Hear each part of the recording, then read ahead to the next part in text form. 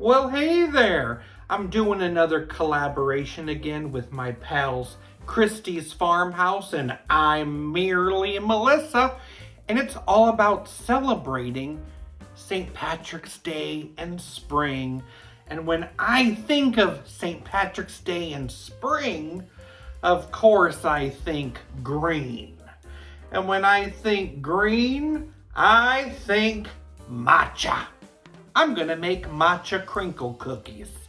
So grab that matcha powder, let's get making. We need a bowl and a stick of room temperature butter, a cup of sugar, a teaspoon baking powder, and an 1/8 teaspoon baking soda. Add a sprinkle of salt. Let's cream that together. Then I'm gonna crack in 2 eggs. I need to allow it to get homogenized. I need 2 cups of flour and I'm gonna add in 3 tablespoons of matcha and mix it in there. That does not look very green. Doesn't exactly match the picture. I think I need to add a little green food coloring now. Then I incorporate that matcha flour.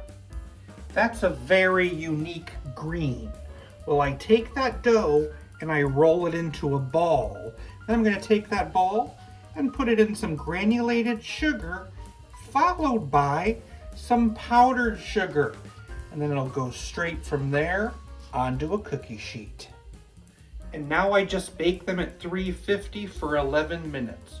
Okay, I have to confess to you, I'm not really a fan of matcha, but I think all dolled up in sugar, it's gotta be good. Well, they crinkled, they just kind of stayed as balls. Didn't spread very much. Matcha Crinkle Cookie.